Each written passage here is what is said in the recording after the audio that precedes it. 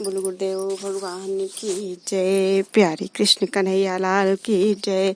श्री मार्कंडेय महापुराण अध्याय 97 संपाति नामक वर्णन। मार्कंडेय जी बोले, हे मुने, शांति के इस प्रकार स्तुति करने पर भगवान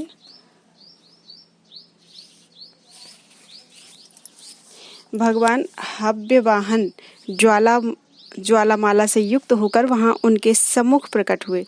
हे द्विज, देव विभावसु ने इस स्तोत्र के द्वारा प्रसन्न होकर उन प्रणत शांति से मेघ के समान गंभीर वचन द्वारा कहा। अग्नि बोले, हे विप्र, तुमने जो भक्ति पूर्वक मेरी स्तुति की है, इससे मैं संतुष्ट हुआ हूँ। मैं तुमको वर देता हूँ, तुम अपने अभिलषित विजय की प्रार्थना करो। शांति ने कहा, हे भगवान, आपको मूर्तिमान दर्शन करके ही मैं कृतकृत्य हुआ हूँ, तो भी मैं भक्ति नम्र होकर जो कहता हूँ वह सुनिए। हे देव, मेरे आचार्य अपने आश्रम से भ्राता के यज्ञ में गए हैं। वह आश्रम में आकर अग्निकुंड को अग्नियुक्त देखे। हे विभावसो, मेरे अपराध के कारण जिस अग्निकुंड को आपने त्याग दिया है, वह द्विज उसको इस समय आपके द्वारा पूर्ववत अधिष्ठित देखे। हे देव, यदि आप प्रसन्न हुए हैं तो मेरी दूसरी प्रार्थना यह है कि आप मेरे अपुत्र गुरु के विशिष्ट गुणशाली पुत्र हो। मेरे गुरु जिस प्रकार उस अपने पुत्र से स्नेह करें, उनका मन उसी प्रकार सब प्राणियों के प्रति मृदु अर्थात स्नेहशाली हो। हे अव्यय, मुझ पर प्रसन्न हुआ देखकर जो आपकी स्तुति करे, मेरे प्रति प्रसन्न होकर आप उसके संबंध में इस स्तोत्र द्वारा वरदायक हूँ। मार्कंडेय जी बोले, पावक गुरु भक्ति द्वारा इस स्तोत्र द्वारा आराधित होकर उस द्विज श्रेष्ठ शांति का वचन सुनकर उससे कहने लगे। अग्नि बोले, हे ब्राह्मण, तुमने जो गुरु के लिए 2 वर मांगे और अपने लिए कुछ भी नहीं मांगा, हे महामुनि, इससे मैं तुम्हारे प्रति और भी अधिक प्रसन्न हुआ हूँ। तुमने गुरु के लिए जो प्रार्थना की है वह समस्त ही पूर्ण होगी।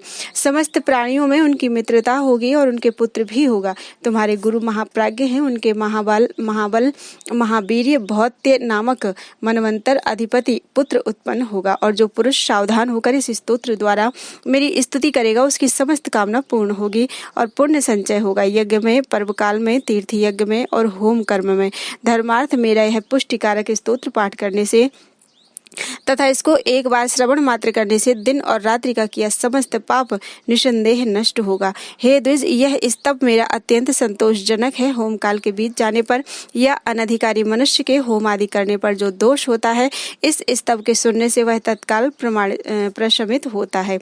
मेरा यह श्रेष्ठ स्तव पूर्णिमा, अमावस्या अथवा अन्य पर्व काल में सुनने से मनुष्यों का पाप नष्ट होगा।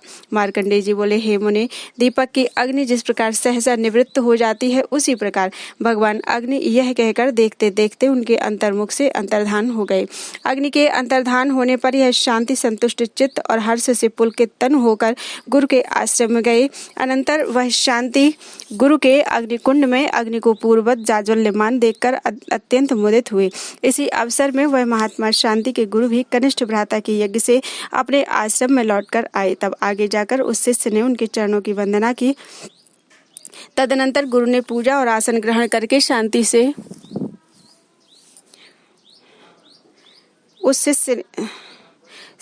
से कहा, हे वत्स, तुम्हारे प्रति और अन्य प्राणियों के प्रति मेरा स्नेह उत्पन्न होता है, ऐसा क्यों हुआ वह मैं नहीं जानता। हे वत्स, तुम यदि जानते हो तो शीघ्र मुझसे कहो। हे महामुनि, तब शांति नामक उस विप्र ने अग्निनाशादि वह समस्त घटना आचार्य से यथावत कह सुनाई। हे महामुनि, उन गुरु ने यह समस्त सुनकर स्नेहार्द नेत्रों से शिष्य को आलिंगन करके उसको सांगोपांग संपूर्ण वेद प्रदान किए, और तदनंतर उन भूति के पुत्र भौत्य नामक मनु ने जन्म ग्रहण किया था। उन विख्यात कर्मा भविष्य मनु के मनवंतर में जो देवता, ऋषि, भूपति और जो इंद्र होंगे, उनका विषय में विस्तार सहित वर्णन करता हूँ, सुनो। चाक्षुष, कनिष्ठ, पवित्र, भाजिर और धाराव्रक, यह 5 प्रकार के देवगण होंगे। उस समय संपूर्ण इंद्र के गुणों से युक्त महाबल, महावीर, सूचि उन देवताओं के इंद्र होंगे। आग्नेन्द्र, अग्निबाहु, सूचि, मुक्त, माधव, शक्र और अजित, यह 7 जन ही उस समय सप्तऋषि होंगे। गुह, गंभीर, ब्रध्न, भरत, अनुग्रह, धीम, श्रीमानी, प्रतीर, विष्णु संक्रमण और तेजस्वी सुबल, यह भौत्य मनु के पुत्र होंगे। यह मैंने तुम्हारे निकट 14 मनवंतरों का वर्णन किया है। हे मुनिषत्तम, क्रमानुसार यह संपूर्ण मनवंतर श्रवण करने से मनुष्यगण पुण्य संचय में समर्थ होते हैं और उनका वंश कभी क्षीण नहीं होता। मनुष्यगण प्रथम मनवंतर यानी स्वयंभुव श्रवण करके धर्म को प्राप्त होते हैं, दूसरा स्वारोचिष मनवंतर सुनने से उनकी संपूर्ण कामनाएं सिद्ध होती हैं और तीसरे उत्तम मनवंतर के सुनने से धन और चौथे तामस मनवंतर के सुनने से ज्ञान लाभ होता है। पांचवें रैवत मनवंतर के सुनने से बुद्धि लाभ होती है और स्वरूपवती स्त्री प्राप्त होती है। छठे चाक्षुष मनवंतर के सुनने से पुरुष आरोग्यता लाभ करते हैं। सातवें वैवस्वत मनवंतर के सुनने से बल और आठवें सूर्य सावर्णिक मनवंतर के सुनने से गुणवान पुत्र पौत्र लाभ करते हैं। मनुष्यगण नवम ब्रह्म सावर्णी मनवंतर श्रवण करने से महात्म्य द्वारा, धर्म सावर्णी सुनने से मंगल और 11वां रुद्र सावर्णिक मनवंतर सुनने से सुमति और जय प्राप्त होता है। हे नरोत्तम, 12वां दीक्षा सावर्णिक मनवंतर सुनने से मनुष्य ज्ञाति में श्रेष्ठ और गुण युक्त होता है। 13वां रौच्य मनवंतर सुनने से शत्रु बल ध्वंस करने में समर्थ होता है। 14वां भौत्य मनवंतर सुनने से देव प्रसाद लाभ होता है और अग्निहोत्र फल तथा गुण युक्त पुत्र प्राप्त हो सकता है।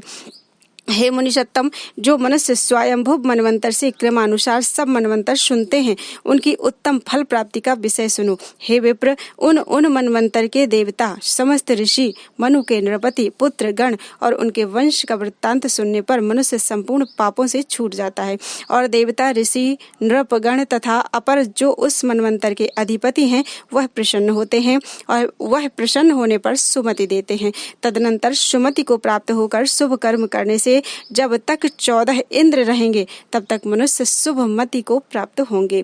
क्रमानुसार मनवंतरों की स्थिति सुनने से समस्त ऋतु क्षेमकारी होती है और समस्त यह सौम्य होते हैं, इसमें संदेह नहीं। श्री मार्कंडेय पुराण में 14 मनवंतर समाप्ति वर्णन नामक 97वां अध्याय पूरा हुआ।